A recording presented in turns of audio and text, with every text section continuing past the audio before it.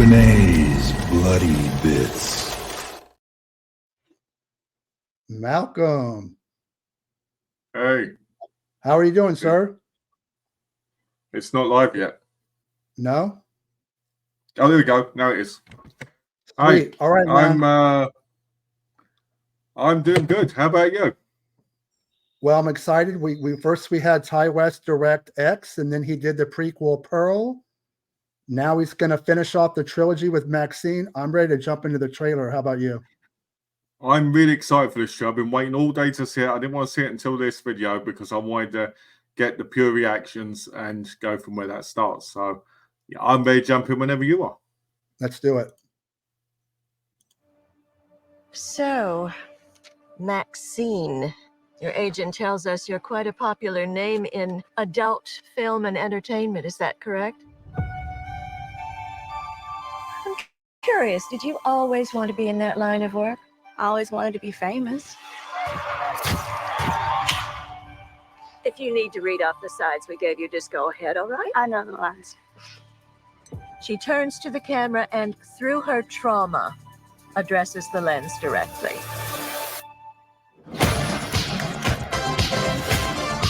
Name 5 celebrities who got their start in horror movies. Jamie Lee Curtis, John Travolta, Demi Moore, Brooke Shields, and Maxine fucking Minx. I don't like walking out here with a freaking Night Stalker guy in the loose. The Night Stalker. Night Stalker? Night Stalker. He's terrorizing Los Angeles. I can handle myself. So said every bad girl in Hollywood. Maxine, I'm the private detective. I had to find you. My employer is a very powerful man. The past ain't finished with you. It's gonna keep knocking at your door. Tragically, another victim of the Night Stalker. I knew 3 people who were murdered in 3 days. I'd be pretty scared. What are you hiding, Maxine?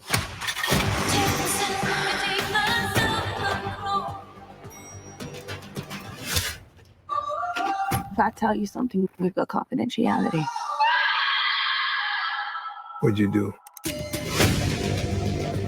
This is the defining role of your career. Whatever's going on in your life that's interfering with this picture, squash it. I intend to.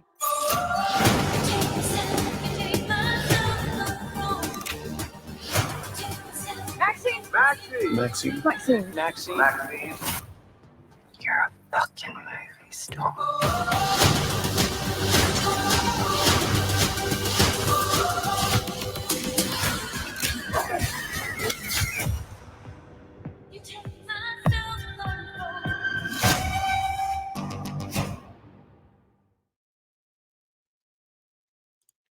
All right, Malcolm, what are your first reactions to that trailer?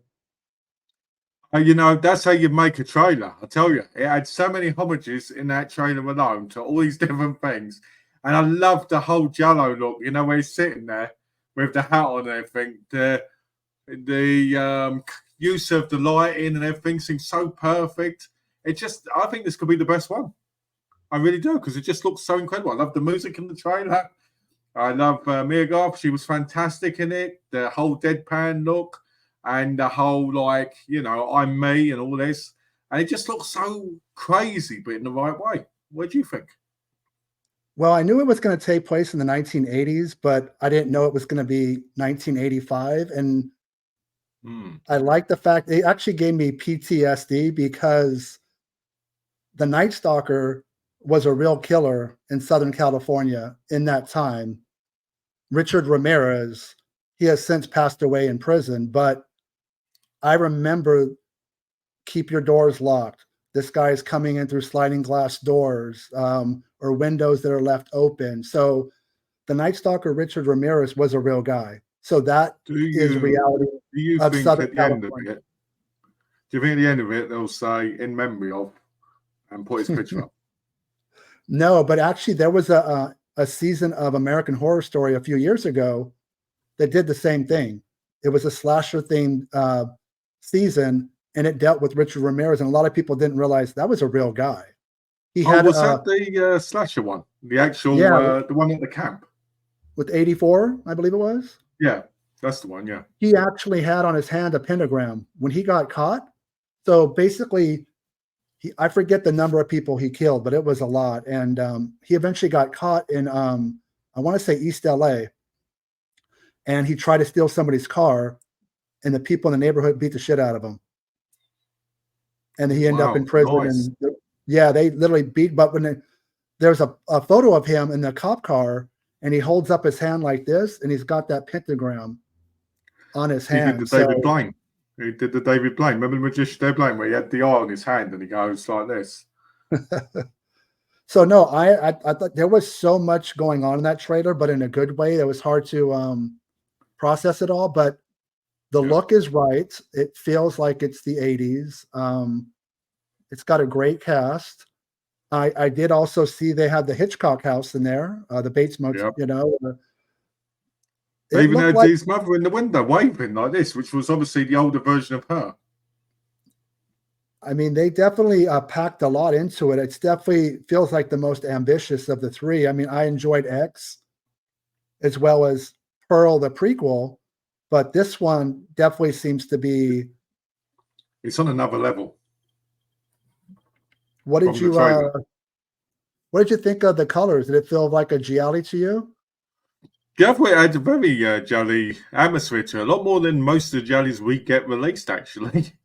It just felt like it. And the whole outfit, you know, the black outfit with the hat, the neon colors, even the shots, like the far away shots, it just felt so like, it's hard to explain, but it had that cinematography kind of view that just makes you look at it and go, whoa.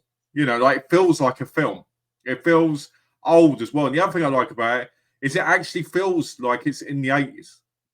You know, the colors, the style, the way the people are talking, the way the people are moving, the use of like what you would have had in the 80s. And it did feel very jelly to me. And I like that. To me, that makes me want to watch it even more. It's going to be probably a day one in the cinema for me. So let's look at what about Ty West's career up to this point? What were some of the movies that you've enjoyed from him? Well, obviously Pearl and X. And want to name a couple? Like some of the early stuff he did. So I think his first movie was called The Roost. He also directed Cabin Fever 2, Spring Fever, but he had a falling out with the producers. I believe it's still his film, but the ending got changed. So it's a sore subject with him. But I would like to say that most of that film is his. But when I saw it at a Screenfest film festival years ago, he kind of didn't want to talk about it. But watch it; it's definitely feels like a John Hughes splatter film. It's a lot better than number 3. Yeah, he doesn't want to talk about that film. So there was a falling out. He did the what was that? The Sacraments. Oh yeah, that was good. I like that one. The Jim Jones kind of cult film. He also did House of the Devil, which was very 70s retro. Yeah, I remember that actually. Yeah. And then with X, I think X and Pearl, they were shot back to back, and it kind of came out of nowhere. I don't think. I'm assuming because I mean, I read that there might be a 4th movie. So Maxine might not be it. Yeah, apparently, because I read somewhere, I don't know if it's just rumor or just, you know, nonsense, but I read that there could be a 4th movie to actually finish it off, especially with how this one might get received, you know, when it's watched. Which I think would be good. You know, I mean, I like Tex. I like the kills in X, especially Britney Snow's kill. I like that. I thought that's brilliant. I thought that was interesting. They had that much confidence in him that while he shot X, they basically just used the same sets and made a prequel. And it worked. You know, I would totally... You know, it's very rare to see a trilogy kind of thing with the same actress doing multiple roles. You know, like different girls, especially in the same movie.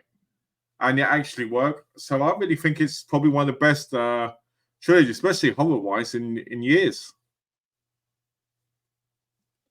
I mean, do you name one better?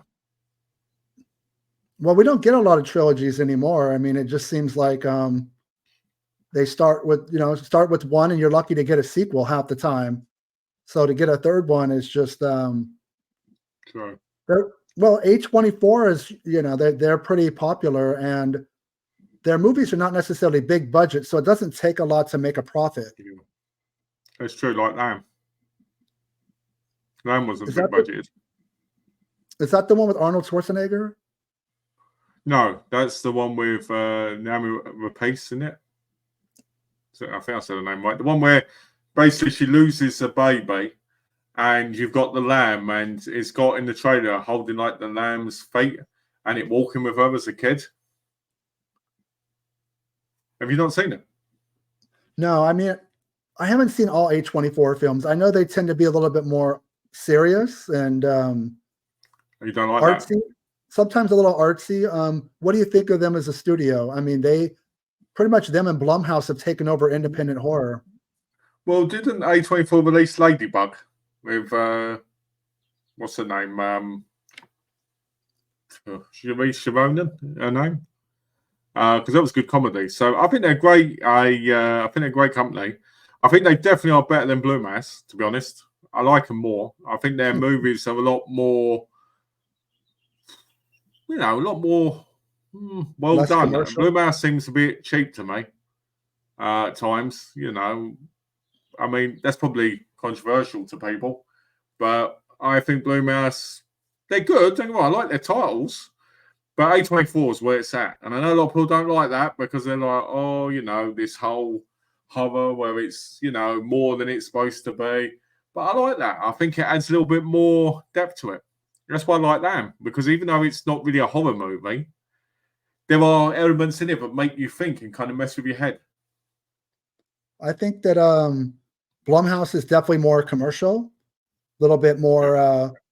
They released original stuff, but they have a lot of franchises. They got Halloween, they got Exorcist, where I think A24 kind of just, they start from scratch and just come up with, kind of let the filmmakers come up with their own ideas, and something like, Hereditary, or, was that Ari Aster, Midsommar, and Beau is Afraid. So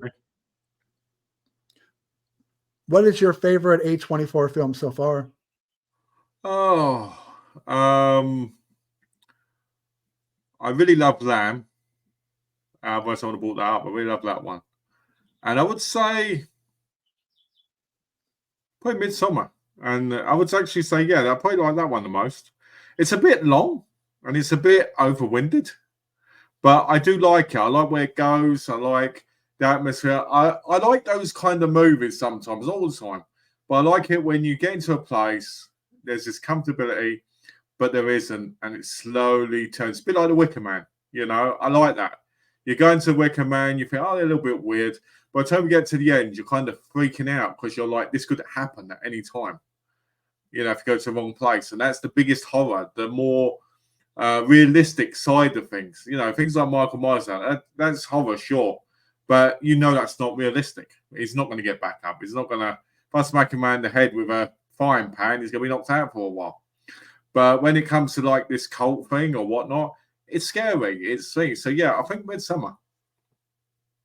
Yeah, it was definitely a little bit too long for me and took a while to get going. But I definitely felt the Wicker Man vibes.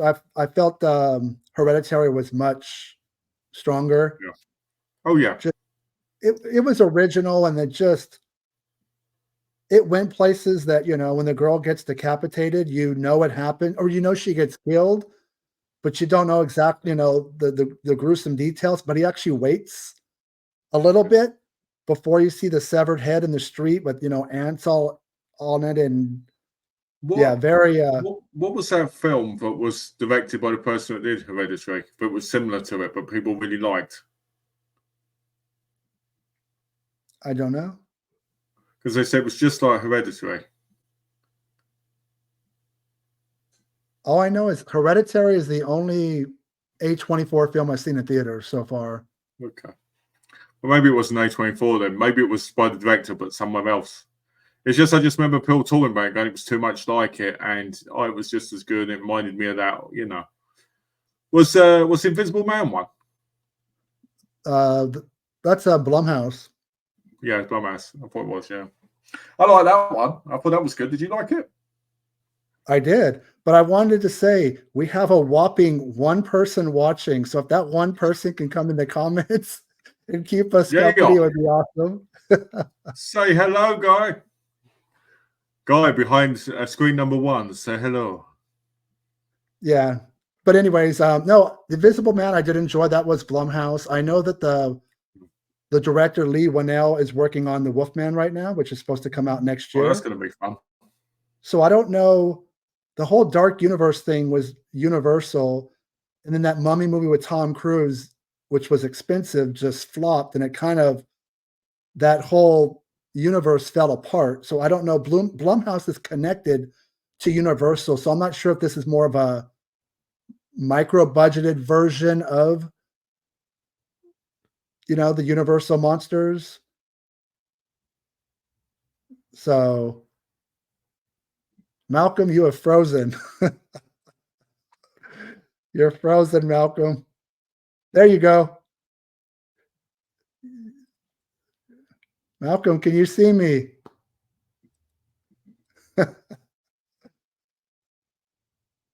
Oh, okay. We have some glitches going on Malcolm. That's the joys of going live. Let me remove him and hope he comes back. And yeah, we just checked out the trailer for Maxine. Really enjoyed it.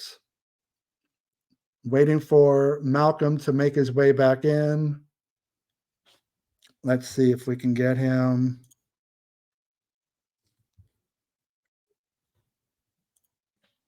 Sorry about that. StreamYard. Let me remove you here. There you go. StreamYard. So yeah, because originally they were after the Mummy. I know after the Mummy with Tom Cruise, they were going to do an Angelina Jolie, Bride of Frankenstein, right? But then that never happened, did it? Well, Guillermo del Toro, I mean, has wanted to do his own Universal monsters, and I'm not sure why they wouldn't allow him to do them. They're already spending a lot of money, at least with the Mummy movie with Tom Cruise. At least let this guy who's a fan, who's proven that, you know, his films not only make money, but they get Oscar nominations, and sometimes they get Oscar wins. So we shall see. I mean, did you like the Tom Cruise, The Mummy? I couldn't get through it. The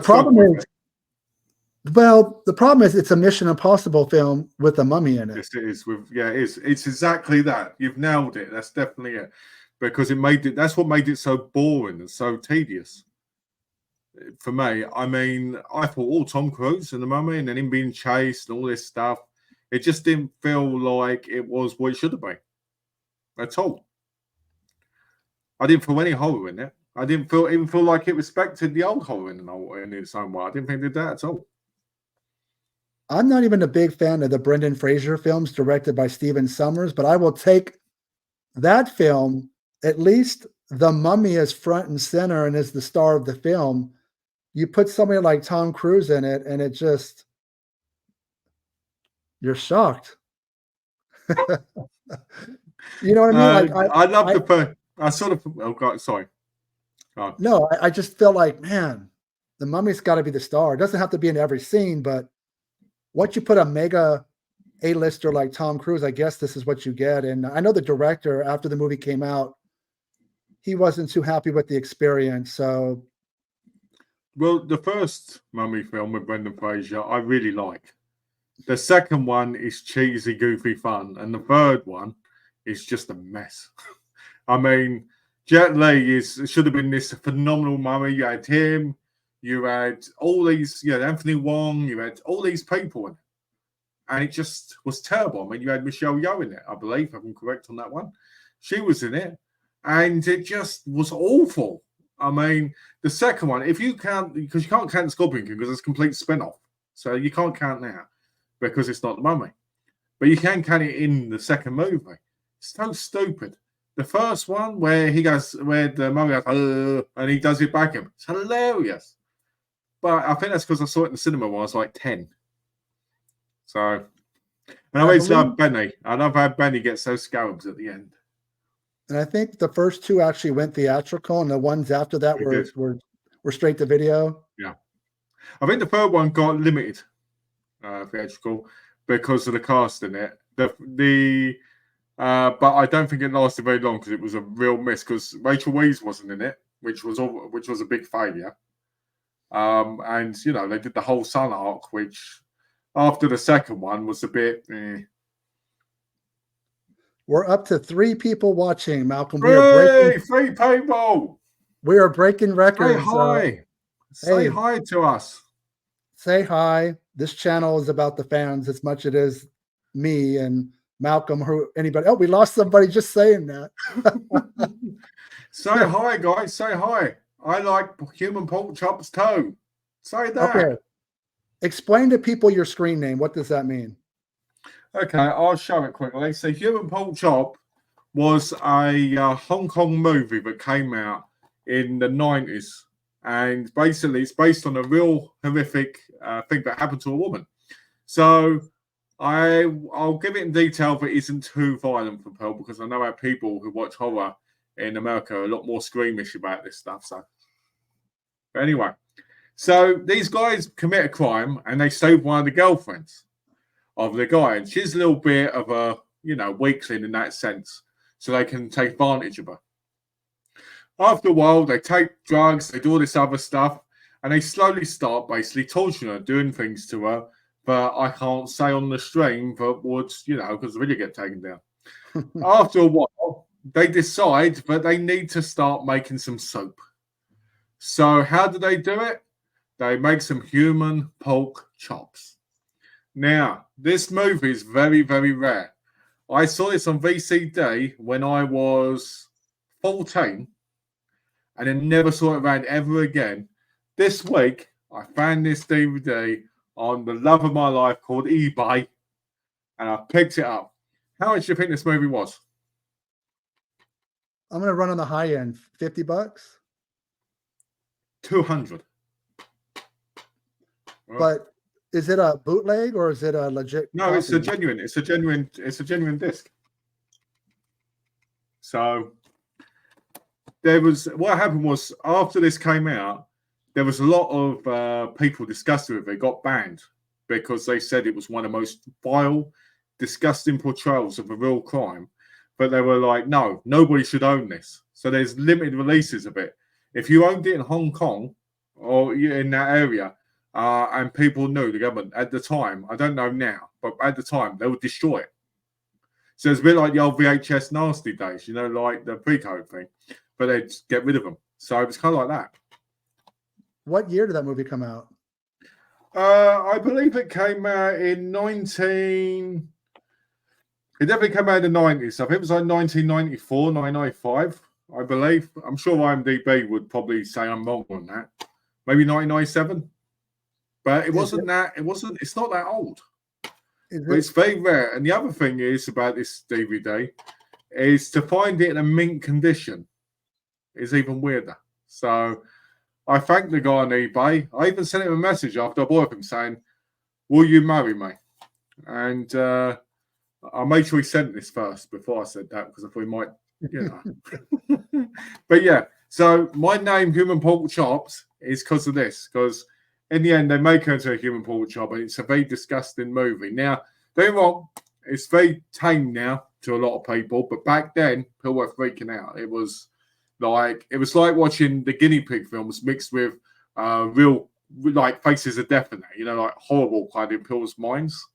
But nowadays, if you watch it, you kind of go, oh, it's not as bad as Saw. But I think the thing that really scares people is the fact that it's actually a real story. It's real, it happened.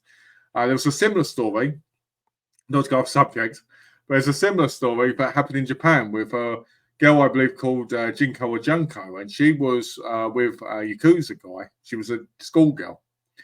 And basically, similar thing happened, but they were far worse for her. Like, they poured candle wax in her eyes and everything. I mean, it was awful, And there is a film of that film as well, but that's extremely hard to get. And I wouldn't recommend that film because it's supposed to be a lot like, massacre video type movies where they're really cheap and nasty. So, yeah, that's where my screen name today comes from. And as people know, I always change my screen name every time I'm on a video. So, Is that film category 3? Yeah, it's classified as category 3, but it's also classified because you see the category 3 down there. That's the rating there. Category 3. So yeah, it's classified as that. But category 3's see, a lot of people get confused because category 3 can be anything. Halloween, for instance, could be category 3 in Hong Kong. Because hey, Dove said yes. Hey, our first commenter. No, you didn't.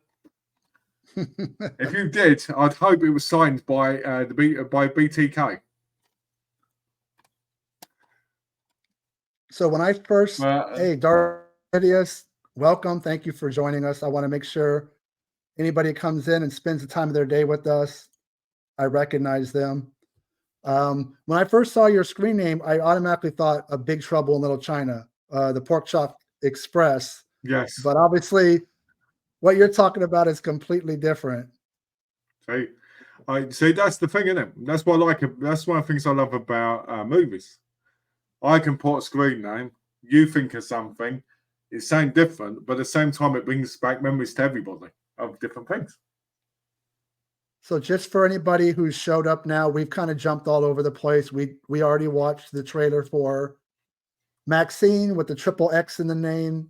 It looks amazing, but we're kind of jumping around.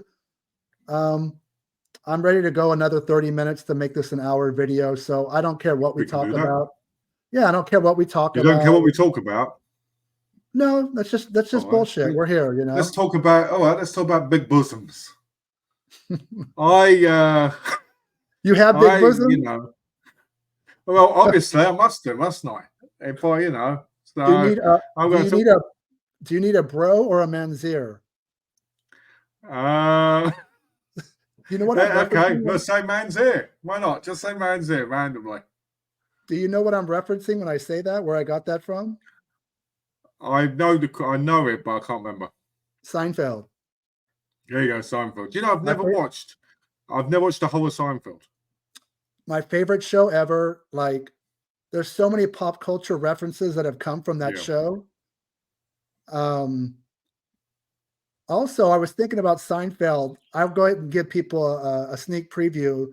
The next video I'm doing is a retrospective I did with Malcolm on The Dentist 1 and 2. And I was really hoping that you didn't like one of those films or both of them. This is another Seinfeld reference. So I could have called you a anti-dentite bastard. Because if you've never watched Seinfeld, that means nothing to you. But there's an episode. I've seen episodes, but I've never been able to, I guess, it's fake, but I know Seinfeld's a massive. It's one of the greatest shows of all time. Don't get me wrong, I know that. But I've never had the opportunity to, get the box sets. It's a show I'd love to watch. I keep hoping it comes out on maybe Blu-ray at some point, like better quality or something. So that it's out there more. Because I'd love to watch it. I think a lot of television shows of that era, because that started late 80s and went through the 90s, the picture quality might not even be good. But it's kind of like Seinfeld is like I Love Lucy, meaning you never really need to buy it because it's always going to be in reruns and syndication forever. Seinfeld, if you're watching TV, that is. Well, Seinfeld is such big bucks that Netflix paid for the rights. They still show it on regular TV. I mean, there's not a day of the week that you can't turn on some station and there's an episode. It's like Friends, isn't it, really? Seinfeld, Friends. Then there's other ones. I love Raymond. MASH. Let's say Charmed. Doctor Who. MASH, Doctor Who. Doctor Who. Hey, Doctor. I always call Donna Whoa. I say she's a Doctor Whoa. Whoa? Yeah, Whoa. Yeah. Not Whovian, a Whoa. A Whoa. Love it. So let's jump back into Maxine. So Sure. Malcolm, you should watch all 9 seasons of Seinfeld and do a retrospective with Benet next week. Can Next you fit week? in?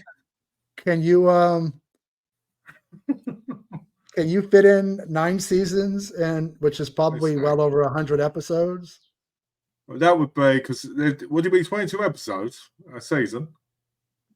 We're probably talking at least You're looking at nearly 150. 200, aren't you? Like nearly 200 by the end almost. I could do that. I don't think Darth Sidious realizes. Just let everybody know. Jesus, how many movies Let have you? everybody know Jesus. Praise him. He is here. How many movies have you purchased? Physical media movies just in the last week? In the last week, I've probably picked up about. Let's put the real number, yeah. For about 516. 500. You're not joking, just so everybody knows out there. Malcolm's not kidding when he throws out these big numbers when it comes to physical media. That's me. I buy media. That's why I start running out of media to buy one thing and I have to go on to another thing. Okay. So I got to go across the world now and buy from Asia. And I'm like I said, Darth Sidious, I'm trying to get some Nigerian movies now to watch. It will take me probably 5 years to purchase that many movies, honestly. Even with the subscription to Vinegar Syndrome, which probably only equates to like 60 movies a year. Even if you're only paying $1 a pop, which you're not, that's $500. You're probably what can I say? I'll find the deals. I've always been good at that. No, you're finding deals, but even if you're paying $20 each one, that's a lot of dinero, man. Yeah, I'll tell you what I tell Donna. Right? Donna's my wife, in case people don't know. I say, look, if we ever run out of money, you're going out in the street, you're going to earn our food, and your part of the food is going towards movies for me, and you can have the scraps. And she always looks at me, and at that point, I hide under the table, and she comes home and starts kicking me up the butt. So, if you kick her to the curb, what I would do if I was her is take all your damn movies and use them as a pillow and as a bed, and just lay on all your crappy films. All my crappy films. Crappy films, and she could do what she could do, the Snow Angel. It just Oh God! What you mean with them outside the cases, so they all scratch on the floor?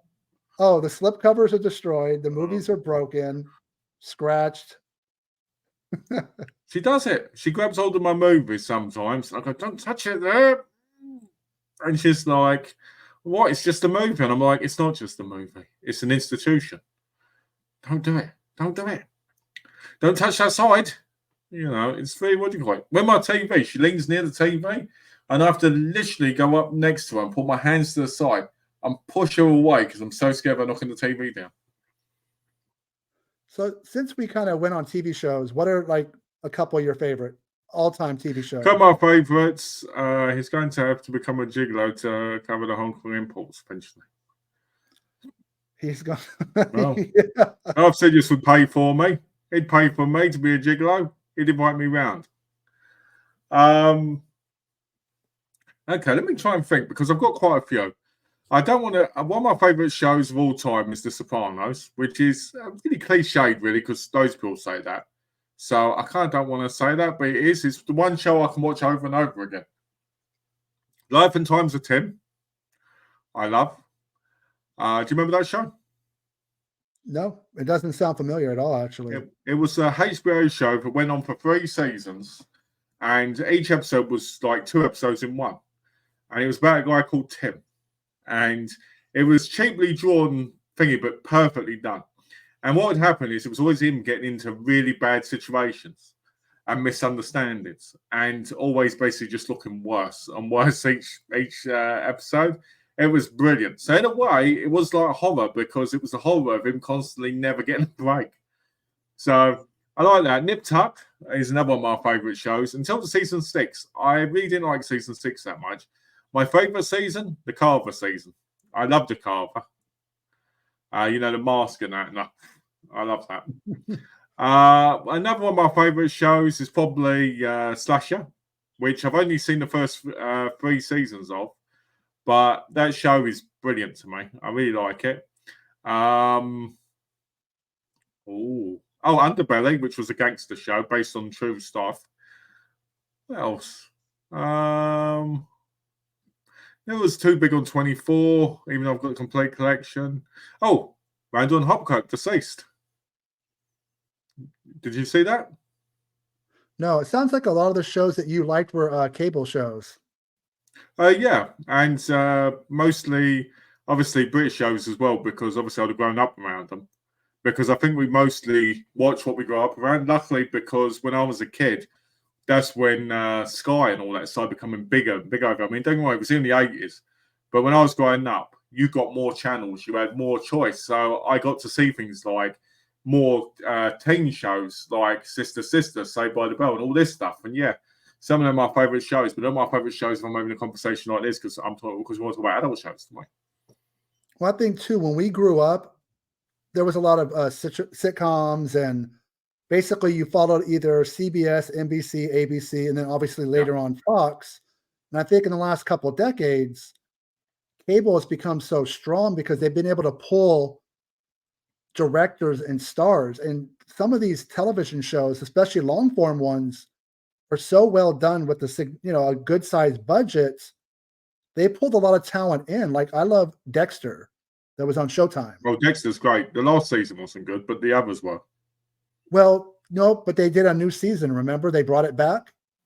Yeah, but that was awful. I thought it was great. They finally. Well, you thought it was great. I can't spoil it, can I? You thought the ending was great at that. Well, it did what it should have done when its initial run on Showtime. I mean, there might be some people out there that still haven't seen it, but I like the fact that they kind of realized, they kind of left it open-ended soap opera kind of finale in the original show. I'll be honest with you. I love that he married his sister in the show. I love it. And to me, that was one of the greatest things ever. And you know what? It's one of the few shows where the first episode I was hooked. Yeah, me too, actually. The first season, this was long before I met Donna. I was talking to a woman online, and she said to me, okay, let me tell you about the show. It was Dexter.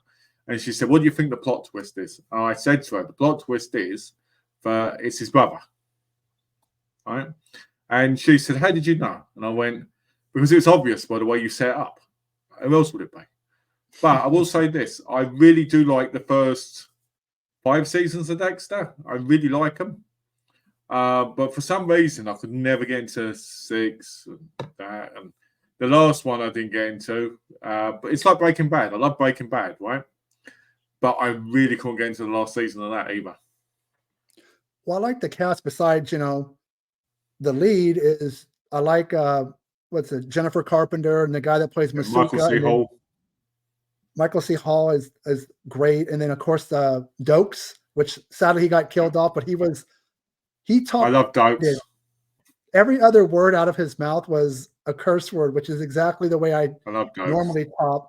I rarely. What about Jamie Murray? What about Jamie Murray in the second season? She's one of the most beautiful women ever to grace TV. I tell you. Oh, and Julie Benz when she's in. Okay, the most important thing of Dexter is when Julie Benz is in the Tomb Raider outfit. I remember being a teenager watching that over and over and over again, and I'm not going to explain why because anyone who's Red Blade Mal will know why. But I was like, oh. Yeah. So yes, you're right. It's one of the greatest of all time for those 2 reasons. Yeah, you like to bend her over. Yes, I'd love to bend her over and do some tomb exploring with her. Well, and also, I had a connection to Dexter too. Was a lot of the filming was done in my hometown of Long Beach, so I would literally watch episodes and go, "I know where that's at. I know where that's at." Oh, wow. A lot of Long Beach is a very popular destination for films. Lethal Weapon 4, the beginning where that gas station blows up, gas station was built It was in downtown Long Beach just to be blown up. Gone in 60 Seconds, the remake.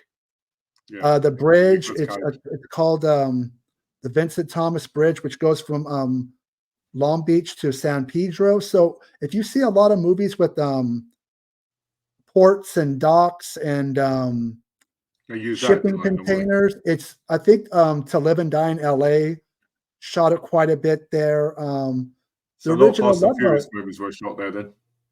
Oh, just hundreds. Love Boat. That opening where the ship docks out, that's over in Port Sacal, which is San Pedro, which is the other side of Long Beach. So I have Last Action Hero. The scene with Nice one. there's an arena with a whale mural on it, and they built like a hotel next to it. That's straight up my roots. What My about, hometown. okay, since you mentioned it, were you a fan of the Love Boat? Dude, I could still remember Saturday night, ABC. It was Love Boat and Fantasy Island. Yeah. You know, the song is so catchy. Mel's favorite film to get him in the mood. It is actually. Judi Dench in that is a fine piece of. That's why I was glad when they made the sequel. Because I was like, ooh, now I can have double the pleasure. Double the fun, double mint gum. Double the fun, double the fun, double the pleasure. 2 TVs, 2 Judi Denches on the screen. What else could you want? Yeah, but Dexter's a favorite. Seinfeld, Married with Children. Oh, that's a classic. That you can't go wrong with that. That show would be canceled so quick if it came on now because people would just run to social media and be like, because it offends everybody, but it does it in a way that you have to laugh at yourself It makes once it in a while. lovable. Well, Makes it lovable, doesn't it? you can't take life too seriously, but it's a product of its era. It would not last today because people would just, nope, this is offensive. It's offending these people and that people, but it's a comedy. It's supposed to poke fun. I really at people. liked the reunion they had on 8 Simple Rules. You know, the cast, the main cast. What's her name? What's her name? I know their names. You know, the Al Bundy guy and the other and the woman. Katie Seagal, Ed O'Neill. That's it. Yeah, they had like a reunion in 8 Simple Rules, like how John Ritter did with Three's Company on the show as well. It was just such a great show, 8 Simple Rules. And what do you feel about TV shows that actually do reboots? Sometimes it works. I mean, they do it 10, 15, 20 years later. Like I know Full House did Fuller House. And is it not the same? Does it not work? Fuller House was terrible because they didn't have the Olsen twins in it. They should have been in it. Yeah, and it's also, I know that like Tim Allen has floated the idea of bringing back Home Improvement, but one of the sons, I think, is in jail right now. He's had some legal problems. That's almost sometimes when they brought that back, and Roseanne Barr got kicked out of it for, the things she said, which was, depending on how you feel, I'm not going to go into basically if you're this or that. I thought the show would be terrible without her. And it's not doing too bad. I mean, it's called The Connors. It's not too bad, but it's not the most brilliant show in the world. But it's one of those things that you wouldn't expect to still be going. Yeah, like if you did Home Improvement, the actor who played Wilson, he's passed away. So every show. Did he get lost? Did Wilson get lost on an island somewhere with Tom Hanks? It's missing something if you were to redo it, but I don't think Patricia Richardson, who played, the mom, has no interest. Yeah. One of the sons has got legal troubles. I think a couple don't even do acting anymore. Sometimes it works to bring people back, and sometimes you just have to let it go. They brought Saved by the Bell back, didn't they? With the original cast, with them having kids, and I thought that was awful because they were trying to keep it too much like the original one, but different. And it just had a real kind of weird aesthetic to it, but just made it really dull. And that's what, let's say 993. So maybe 25 years later when it started airing.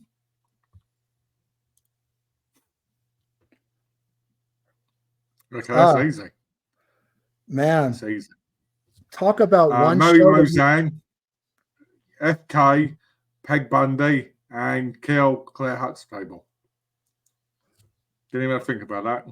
Well, talk about one show that you can never bring back is the Cosby Show. That's true. You can never.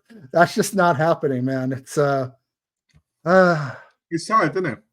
our childhoods were sad, 'cause- destroyed by the things that we didn't know about people. See, that's the thing that really gets to me. It's like over here with what's his name? Oh God, did Jimmy Fix It? Why can't I remember his name? You know the guy I'm talking about, don't you? Jimmy Fix It. Jimmy Savile. That's it, Jimmy Savile. Right?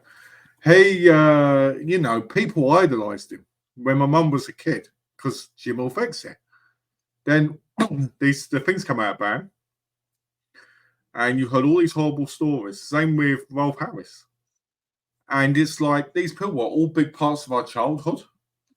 And when you find out that these nice, kind, caring, or what we thought at the time because of show business, thingy, and Bill Cosby's a prime example of that. It just kind of destroys the idea of when you watch those shows and seeing him in them playing a dad and stuff, because you just kind of hate that feeling that you get of that. Oh, you know, it's like Grace Under Fire, right? Love Grace Under Fire. After reading that, but she flashed herself to like the 10-year-old kid on the show. I was absolutely, I can't watch this now because it wasn't me on the show. So I can't watch it. Well, then you kind of have that Nickelodeon documentary that people kind of knew it was an open secret about Dan Schneider. And it's such a bummer because I really did like, I still like Head of the Class. Yeah. During the pandemic, it was one of the shows I went back and binged, and it didn't lose anything. But his character in the show was kind of a douchebag, and you realize he's even worse in real life. Yeah. Unfortunately, a lot of stuff's come out about what's gone on over there. I feel bad. I feel bad for the cast because when you look at shows like iCarly and Victorious and even the older ones like Drake and Josh Nat and even older, right? You look at them and you go, yeah, now I'm not a kid. These things are really disturbing. These things that you see in it. Like, I can't remember, but there was one time, I remember I was a kid, I went, why the hell was that happening in this? This is really weird. Like, why am I watching a girl basically jump into a pool practically, you know, nude? You're like, what? You know, it's really weird. But as a kid, you're just like, oh, look, yeah, this is awesome, you know. But as an adult, you're like, you go in like dad mode and you're like, oh, and kind of get disgusted, you know.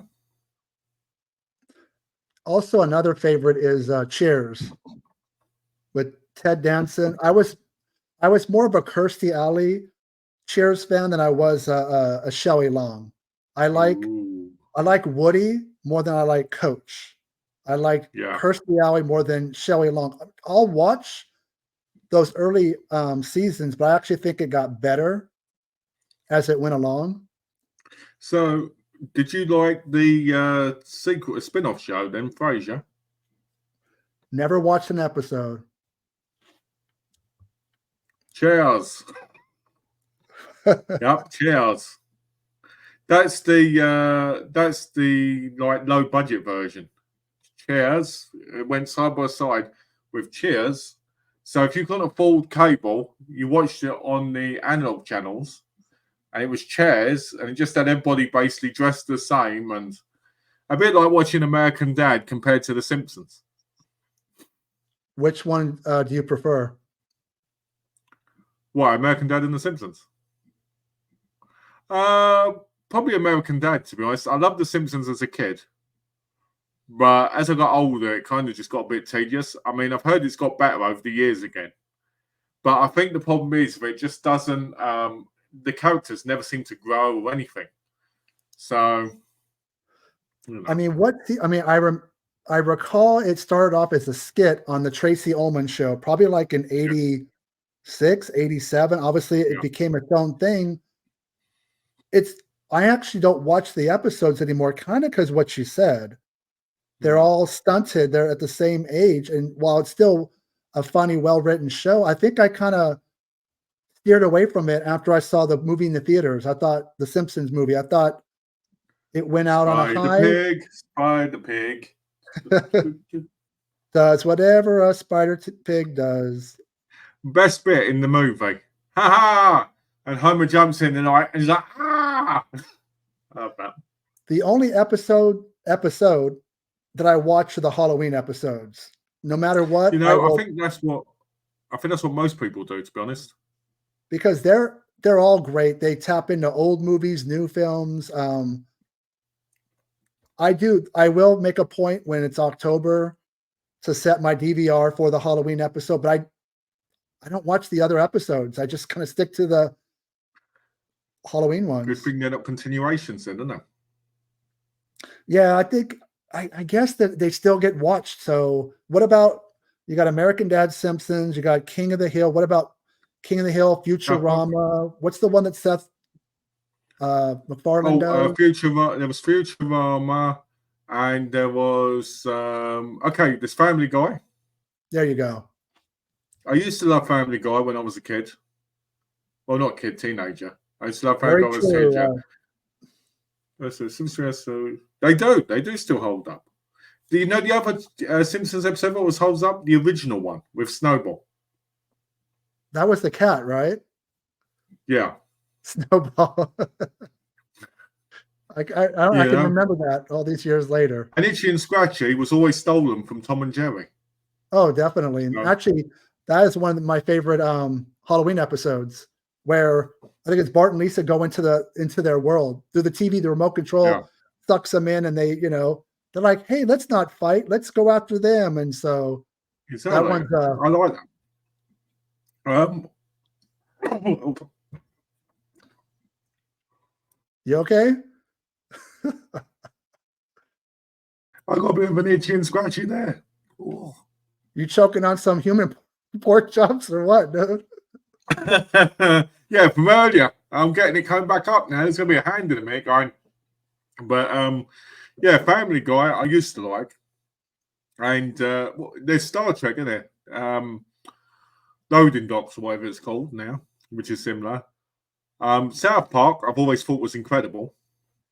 And I think the reason I like South Park is because even though they're still the same age, there's adult themes in it. There's constantly movement. It's always hitting something that's happening in the media. So I think I've always liked that. So do you watch the Animation Domination Sundays on Fox 11? No, because we don't have it over here. Over on the pond, you don't have that? No, because I don't watch TV, do I? No, you just watch the 500 movies just watch what I buy on Blu-ray. I watch what I buy, so I will watch stuff if I can at some point. If someone recommends something, I will give it a go and watch it if it's if I can find it. Oh, Lower Decks, that's it. Lower Decks, not Loading Docks. Did you call it Loading Docks? I called it Loading Docks. Dumbass. Lower Decks. Oh my God. Hey, I think Loading Docks is better. What about the other Seth MacFarlane show that's kind of like Star Trek? What is that? I'm drawing a blank. It's like his own version of Star Trek. Oh, you talking about the Orville? There you go. I bought that for Donna because she's a massive Star Trek fan. And we sat down and we watched it together and we were both laughing. It's a great show. It's a shame it got cancelled after its third season because I think that could have had a lot more episodes. But apparently it was taking so long to make them because everybody was in their own different, things they were doing. And Seth MacFarlane, you got to think, he's doing American Dad, he's doing Family Guy, he's writing films. He wrote that TV series for Ted. And he was doing that. So, all the time adds up, doesn't it? Do you feel like that the Orville goes well with Galaxy Quest? Yeah, I think so. I think they do go probably inspiration for it, really. Do you like it? Do you think that's so? You know what? I need to start watching some of the Orville. I know that a lot of people that are either Trekkies or Trekkers actually think Galaxy Quest is the best unofficial Star Trek film ever made. I know it's celebrating its 25th anniversary this year. That means it's going to get 4K. We used to play it when I worked at Suncoast Video way back in the ancient times. It was one of those films when it came out, we could play in the store because it wasn't rated R. So yeah, that it kind of brings me a lot back. of times then. Those sold well around that same time we were playing Bring It On, The Wedding Singer. All these films did really well. So thinking about Galaxy Quest kind of teleports me. It teleports me back to. Did you never pick up the documentary that came out in the partner labels? No, which one was that?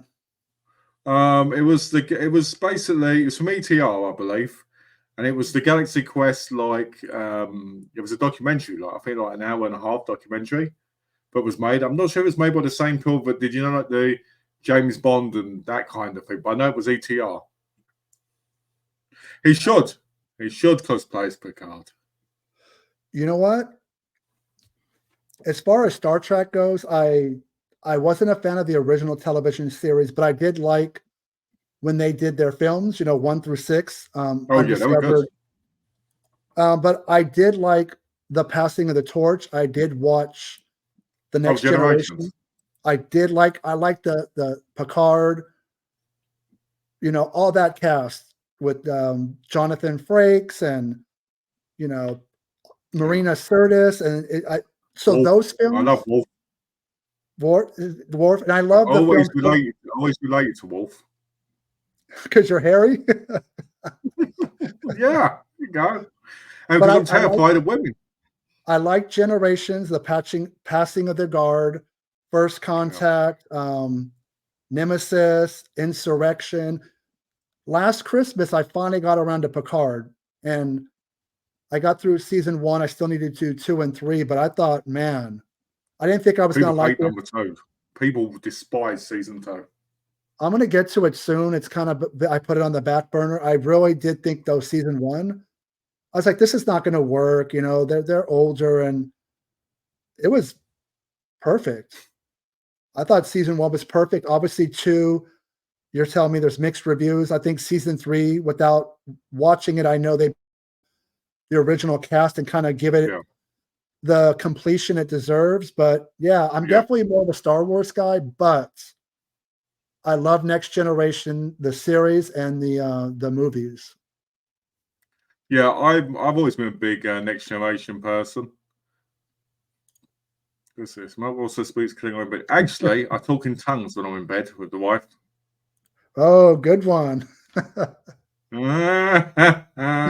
See, that's how you stayed married for a long time. You speak in tongues. Exactly. That's how you got to do it. You got to do it to stay married. Otherwise, you get called selfish. So you got to smell. You got to get the shellfish in order to not be selfish. I'm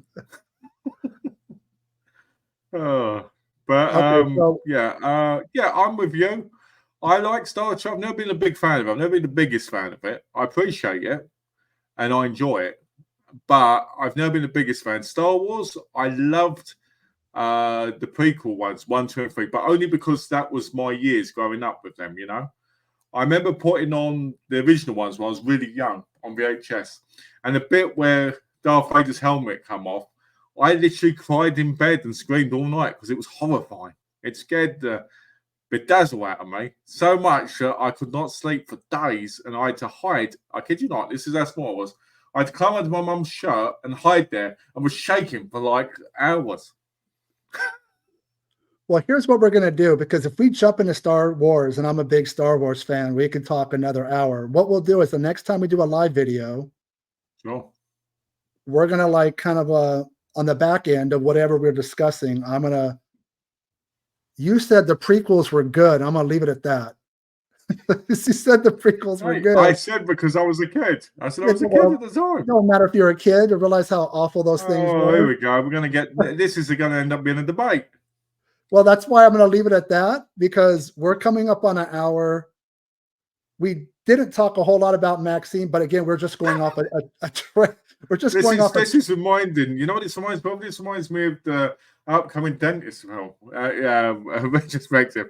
It was like, oh, what did you think of this movie? Oh, over here, you know. They're always the best videos though, because it means you're comfortable, you're enjoying it, you're having fun, you know. Yeah, Malcolm and I on April 10th, so Wednesday, I have a retrospective going up on The Dentist 2, directed by Brian Usna.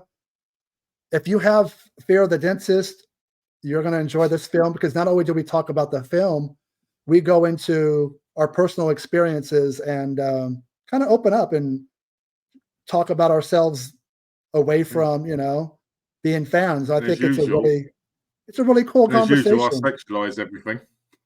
Well, that's you. Your mind is always in the gutter.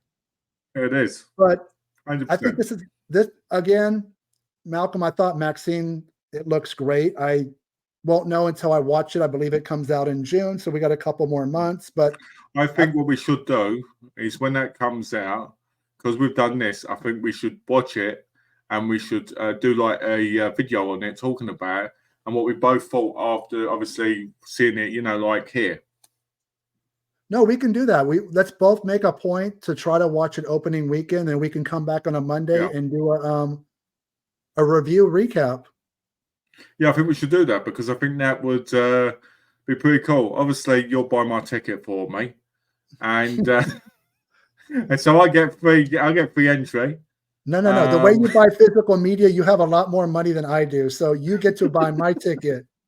Because you know, I get buy your ticket. Yeah. What? Do you have any children, Malcolm? I do actually. I have 6 kids. Your cats and dogs and birds do not count. How many children do you have? 0.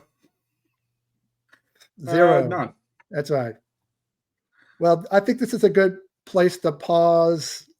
Say thank you to Darcidius. I know there's a few other people were watching, but this is a total open conversation for everybody.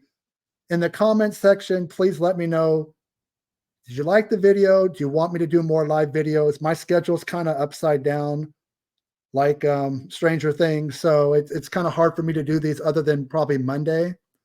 The rest of the week, it's just very difficult. Well, just so people know, I don't want to cut in there. If you do want to see more of these and you want to see them, I can always make my Monday free for them. So, yeah, we could do them. I know a lot of people are not on my time zone, which is Pacific, you know, California. Some people, like you're in England. People are all over the place. So I understand it doesn't really work. Some people might be sleeping. That's unfortunate about with all these time zone differences. But I think this is a good place to start. Since you were the only person who called us, would you like to see more of me and Benet doing these? A live reaction. There you go. Well, there's no, you have to be on the fly, right? When you do a live video, you have to, there's no editing. You just kind of go with the flow and what's happening. And we jumped all over the place, but even though this is a horror channel per se, you'll realize as we have these kind of live chats, I'm going to branch off into other things I'm interested in. I love Star Wars and Star Trek and pop culture and all kinds of films. So these live streams will definitely jump around. And that's right. Yeah, because I think you get to know a little bit more about us or whoever I bring on when you do things live. You better not bring anyone else on live other than me. Well, if it's a female, you're going to get kicked to the curb. So. If it's a female, I'm going to come in the comment section and start getting all bitchy with everybody. What are you? Okay, everybody. I'll put on the wig and we're laughing.